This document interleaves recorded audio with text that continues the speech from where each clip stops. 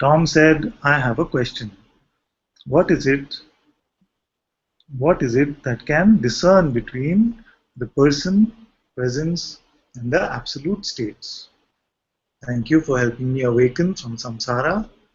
My thanks extends to infinite. Very good. Beautiful start to the week. Such a beautiful question. So when we say person, what do we mean? Person means the sense of a separate existence, the sense of individuality, the sense that I am separate from everything else, that there is a me and there is another. There's a me and then there is another. So this me voice, this voice of separation, is the voice of the person. And we have something for the person also here. Some of you might find this funny, but when I say this, but we have something for the person also here. Because ultimately, what does the person want? The person wants freedom from this apparent suffering, isn't it? The person wants, ultimately, through all that it is doing, whatever label that it puts, ultimately it wants just the freedom from suffering. And the freedom from suffering is very, very simple. Freedom from this suffering seems very complex, but in actuality it's very simple. And it's all about the now. All about right now. So right now, to be free from your suffering, just refuse to believe your next thought.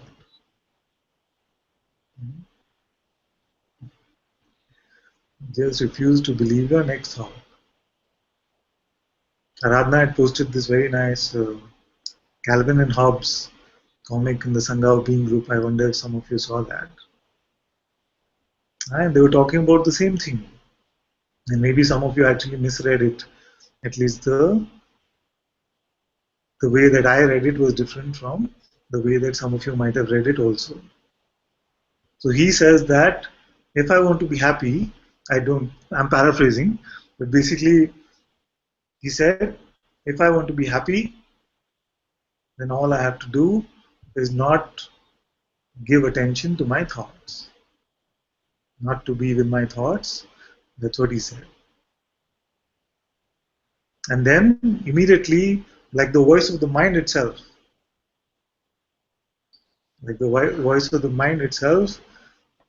came and he said, but isn't that such an irresponsible way to live?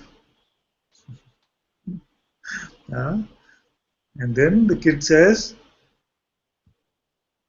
something like, it's such a nice and pleasant day, or something like this. You see? Because the mind came and said, but isn't that such an irresponsible way to live? But he completely ignored that. So the core of the pointing for the person, the core of all the pointing which is on offer here for the person was covered in that one frame of a comic. All that is required is for you not to believe your next thought. It sounds very simplistic to the mind. And oftentimes the mind will confuse you between attention and belief. So we're not even speaking about attention because that seems more difficult. So if thoughts are coming, let them come. Be completely open to them. But just don't give them your belief. They are two separate forces. For some of you that are new here, I want you to contemplate this. There are two separate forces. One is attention and the other is belief. Oh, there it is.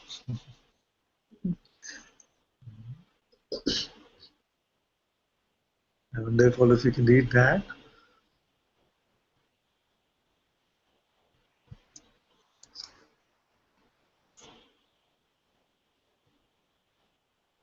So Calvin says, you know what I've noticed, Hobbes? Things don't bug you if you don't think about them. So from now on, I simply won't think about anything I don't like, and I'll be happy all the time. And immediately Hobbes says, don't you think that's a pretty silly and irresponsible way to live? And Calvin completely ignored that and said, what a pretty afternoon. It's very beautiful. It's very Advaita. It's very Satsang. Little bit, little bit nitpicking I'll do about it just so that it makes it easier for you, which is that he said, I won't think about all the negative stuff. But anytime you say, I won't think about something, it again becomes like a decision and something for you to do. And sooner or later, some thought will come which will be negative, isn't it? So don't try to resist any thought. Let them all come and go. Without your belief, they will not have any power. And why is it not a silly and irresponsible way to live? Why is it not a silly and irresponsible way to live? Some of you, I know, might be asking this question, right? They might be saying that, oh, but Hobbes had a point. Because to presume that I am the doer of my actions and I have some control over my life is complete fallacy. To presume control, personal control over life, is a complete fallacy. So if you presume that there is some personal control, you must first show me the person. And if you're open enough to contemplate this, you will find that there is no person. Then who is there to live a life? Whose life is this? Then you'll come to the realization that it was God's life. You'll see that all that is here appearing is appearing in the light of consciousness, in the light of God. See? So the person was just the sense of separation, the sense of identity, the sense that I am separate from you, that there is a me here which is separate from the rest. And how to be free from this personhood? Personhood is just perpetuated by our attention and belief in thoughts, because all thoughts are speaking to you personally. So let go of your belief in the next thought. So that was about the person. Then we said, what about the presence? So actually in our three core pointings, we have done it exactly like this. Person, what does the person want? Freedom from suffering. How to do it? To withdraw belief from your next thought. The second pointing which I have to offer you is the question, can you stop being now? It's very simple. Don't let the mind come in and say it's difficult, it's abstract, it's nothing. Can you stop being? Just answer it like a child. Can you stop?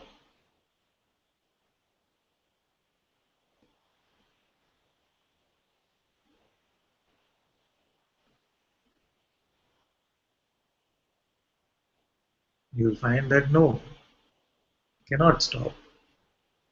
This presence is ever present. It's here now. This being which cannot be stopped is the presence that we speak of.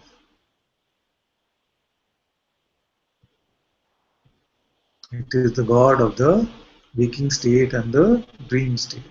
This sense that I am, this sense of being.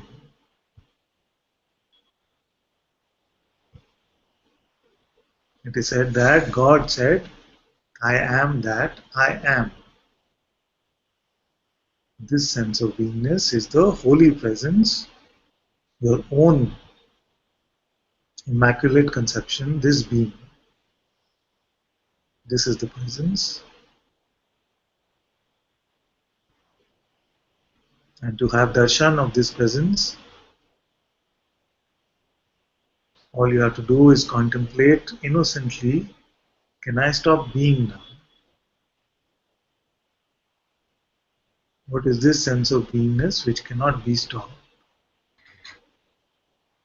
This sense I am. There is never a universe without the presence of this being. When waking state comes, It is the presence of this I amness which appears first.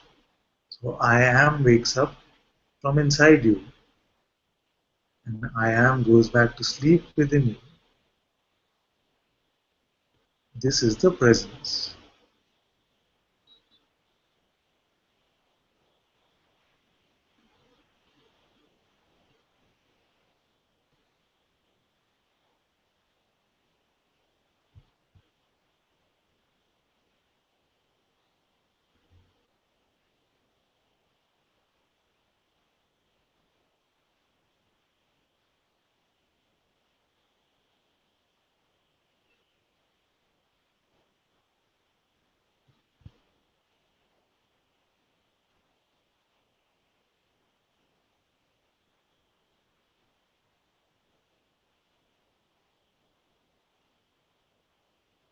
And very easily you can also observe that this being,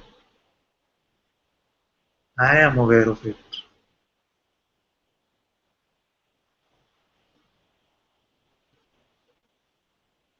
Although it seems like it's just an extension of me,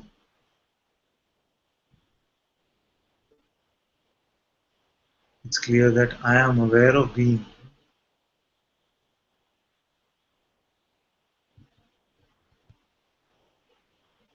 And this being is unaware of me.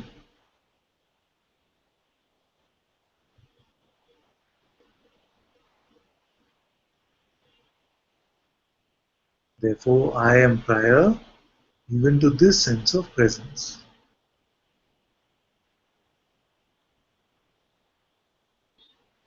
Before I am.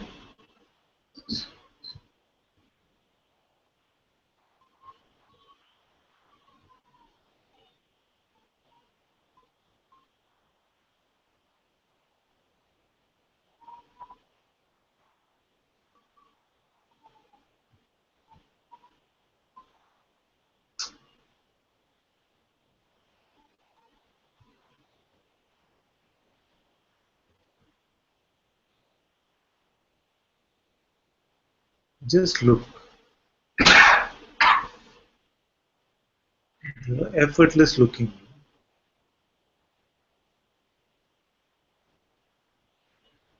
Don't try to get something. Don't try to become something. Don't try to become nothing. Just look.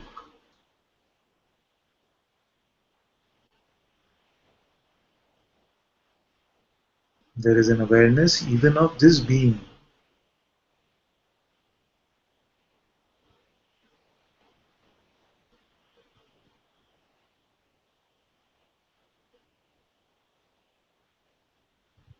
And this awareness is I.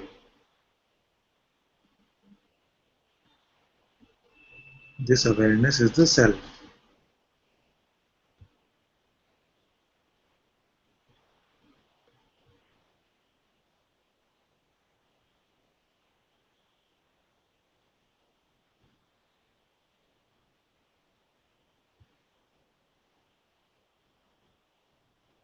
And to come to this simple looking,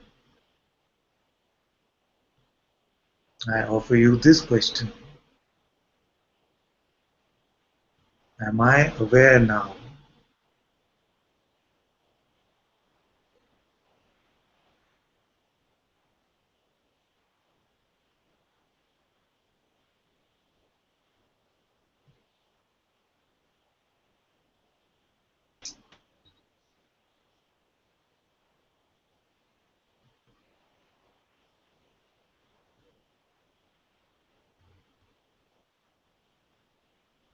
Notice that awareness is here,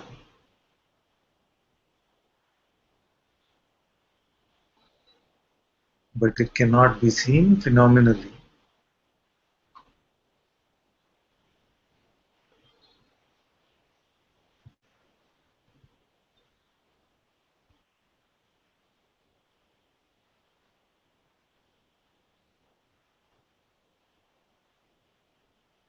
And yet the primal witnessing, the primal seeing primal knowing that I am aware is completely clear.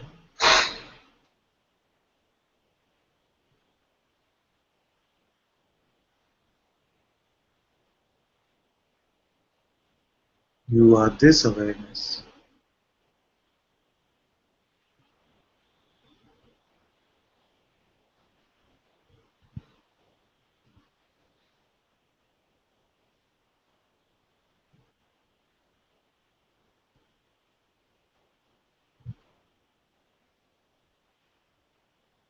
The entire universe is confirming this. If you just check who is the witness of all these appearances.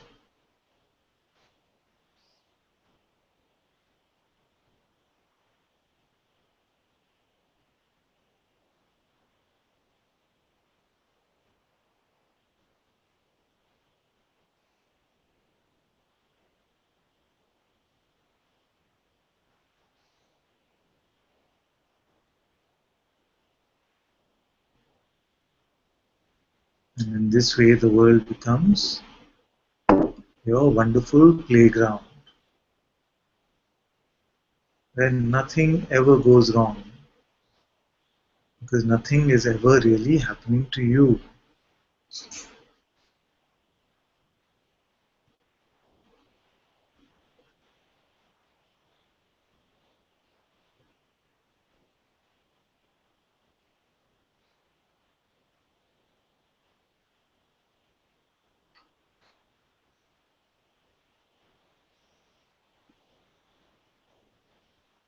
May the Master's grace bring you to this simple realization of the self.